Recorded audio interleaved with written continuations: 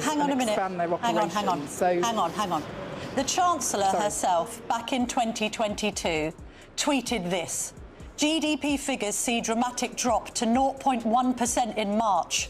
We must have an emergency budget. Welcome back. Tonight, a Labour MP faces a sharp reality check live on GB News after attempting to twist the facts surrounding Keir Starmer's controversial migrant deal with Emmanuel Macron. What unfolded was a moment that cut through political spin and exposed the truth behind Labour's narrative on immigration. OK, I mean, small boat crossings are at record highs. We're paying record high amounts on migrant hotels. They claim to be addressing the crisis, yet the numbers tell a different story. In truth, only one boat a week is being turned back, a figure that exposes just how far government rhetoric strays from the reality on the ground. But then there's some footage today showing that there are a load of migrants disappearing over a hill while police in Calais take selfies of the dinghy that they have punctured and not chasing after those who have tried to enter our country illegally. When you examine the real figures, the entire narrative quickly begins to unravel. Stay with me, because this level of honesty is rarely found on the BBC. And when we factor in the economic dimension, the situation becomes even more complicated. So, let's break it down carefully, because the details matter. This migrant deal, my producer Elizabeth has worked out that this deal will in fact be the equivalent of turning back less than one full boat of migrants a week. Apparently the average number of migrants in a boat is about 64. This will return just 50 per week. So pardon the pun, it's just a drop in the ocean, isn't it?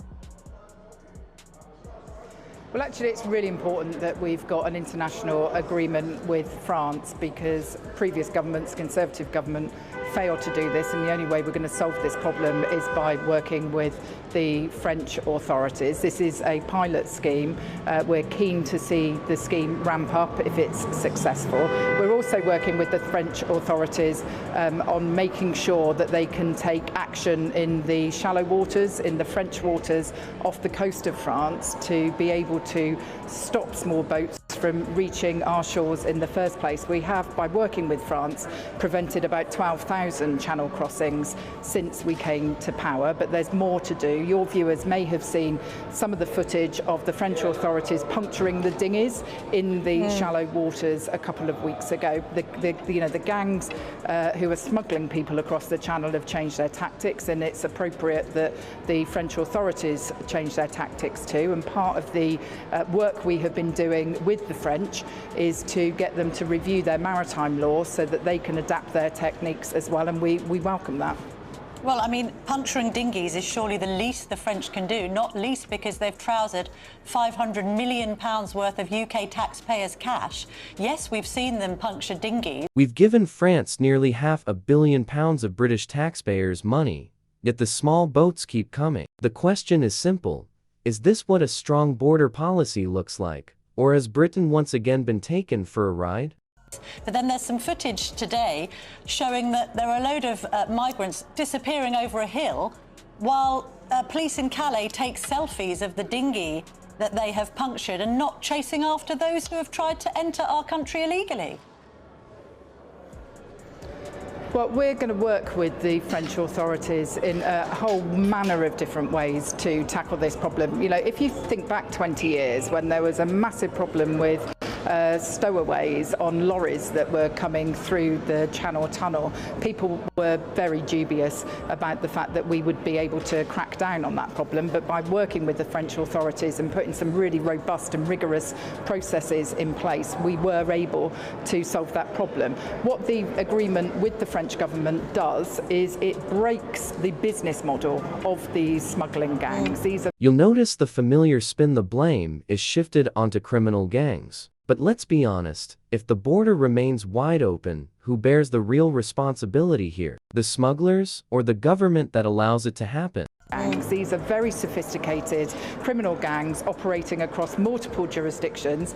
That's why it's so important that in the last year we have made arrests in places like France and Germany, as well as in England and Wales, and why we're seeing prosecutions happening as well, because we've got to take some of the kingpins out of these international criminal gangs. So, you know, we're taking action on a whole variety of fronts, working with our international partners, setting up the new border security command and giving them counter-terrorism style powers to deal with the people that are profiteering from this trade in human beings at the moment. We're also, of course, taking action, just to reassure your viewers, on the people who don't have any right to be in the UK. And over, I think it was around 30,000 people have been removed from the UK who don't have a right to be here, don't have any permission to be in the country. And that's significantly up on the removals that took place under the last government.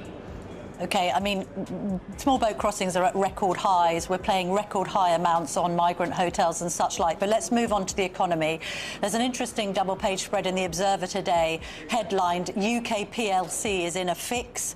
We've got suggestions that the non-dom clampdown is going to cost $4 billion. We've got all businesses, big and small, against the workers' rights bill that Angela Rayner is trying to push through Parliament. And now we've got Downing Street refusing to rule out a wealth tax. How is that going to help growth, Heidi Alexander? So what we saw in the first 3 months of this year was the British economy outperforming all other economies in the G7, which is the collection of most advanced economies in the world. And so, you know, when we stood for election last year, we said that we would get the economy firing on all cylinders. We're not going to be able to do this overnight. The previous government, the Conservatives, tanked the economy over 14 years. There was stagnant growth during that time. We're not going to be able to change everything overnight. But what I would say, Camilla, is that, you know, the fact that we have secured £120 billion of inward investment since we came into office is a sign of international capital looking at the UK as a place where they want to invest. In fact, Deloitte produced a report a couple of weeks ago saying that once we had done that US trade deal, it is actually one of the, if not the most attractive place for global investors to come and set up businesses and expand their operations. Hang on. The Chancellor herself, back in 2022, tweeted this: GDP figures see dramatic drop to 0.1% in March. We must have an emergency budget. So last week, the economy shrunk by 0.1%, exactly the same figure that Rachel Reeves cited in 2022, calling for an emergency budget. So when the economy shrinks under the Conservatives, it's a national emergency. When it shrinks under Rachel Reeves, everything is going swimmingly. You can't possibly convince people that the economy right now is in a good state when you've even got the Observer, which is left-leaning, saying that the economy is tanking. When GDP falls under Labour, it's dismissed as a minor blip, nothing to worry about. But when the same happens under a Conservative emergency budget, it's treated as a national crisis. The double standard couldn't be clearer. Is in a good state when you've even got the Observer, which is left-leaning, saying that the economy is tanking. So look, GDP figures do bump around from month to month. If you consider the overall picture of the British economy, having secured 3 trade deals, one with the US, one with the European Union, one with India, those are all trade deals that the previous government sought to agree. The Conservatives tried for years to get an India free trade deal and never succeeded. We have come into office and we have done that. When I speak to businesses in my constituency about we had the fastest growing economy out of the G7 countries in the first 3 months of this year. Of course we want to go further. That was before the April changes kicked in. More economic growth. So look, you know, we've also, since the election, created nearly 400,000 jobs. We've seen 4 interest rates since we've come to power. Hirings are down by 270,000.